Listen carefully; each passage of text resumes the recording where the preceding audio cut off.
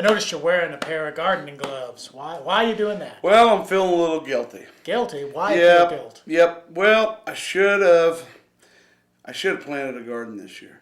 You should have. What would you I plant? would have eaten healthier, and I would have eaten more cheaply. And think of all the rain. Yep. All the rain that we got. Could have had carrots this big. Yeah, And radishes this big and tomatoes. I haven't had a tomato yet this year, a vine-ripened tomato. I need to go buy some. Oh, back to Pop-Tarts for you. Yeah.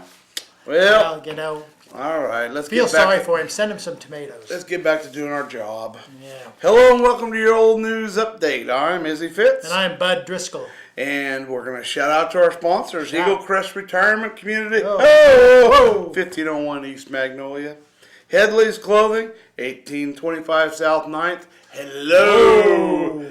And Smoky Hill Museum, 211 West Iron. Whoa. Right. Topping the headlines from yesteryear. This is August 29th, 1963. Fresh out of Delphos. Delphos Dateline. Delphos Dateline. I like Delphos.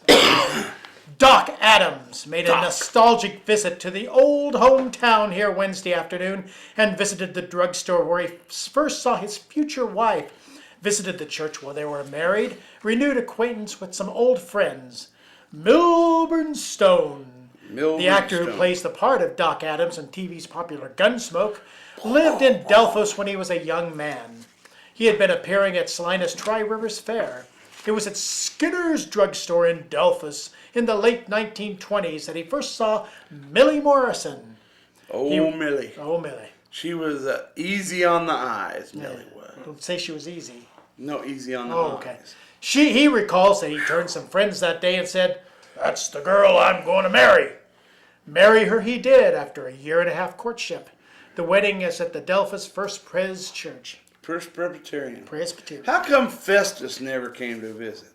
He's limping too much. Was he? Mm-hmm. He would have been a lot more fun, I think. August 27th, 1938. Complaining because he had been cut off from a monthly welfare payment, a Salina man presented his case before county commissioners Friday afternoon.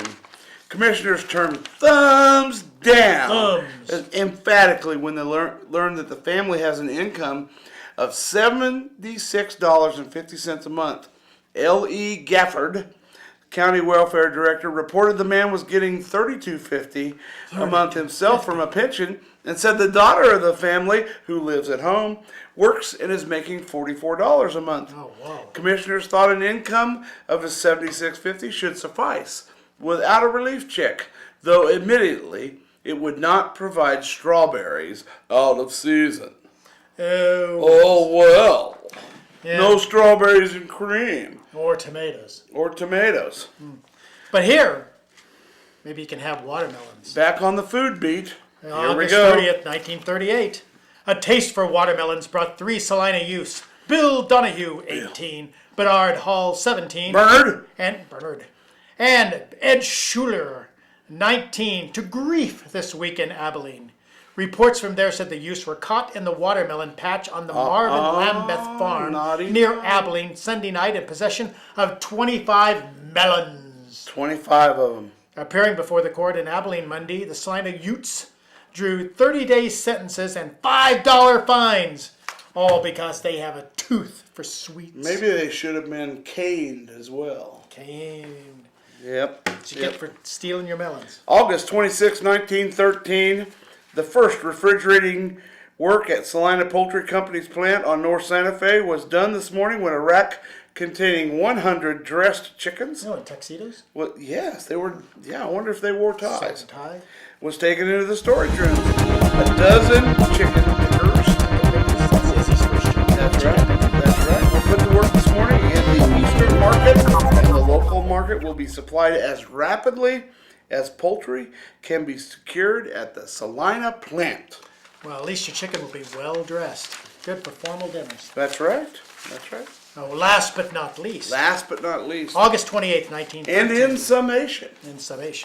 2 small fires occurred last night after the call to the northwest part of the city where a pile of insulated wire had been set on fire.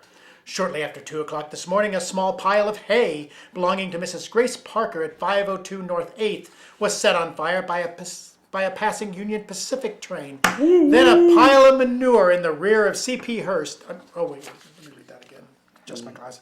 A pile of manure in the rear of C.P. Hurst's home. Shoot, can't get that wrong. On University Place, ignited by combustion this morning about 6 o'clock, but the department arrived before flames could spread to adjoining buildings. Man, that was a fragrant story. We know what happens when you sit next to a pile of manure. I don't know how to take that one. Read more about the way things used to be in the look back section of Monday's Salina Journal. You be careful out there, boys and girls, and we'll see you yesterday.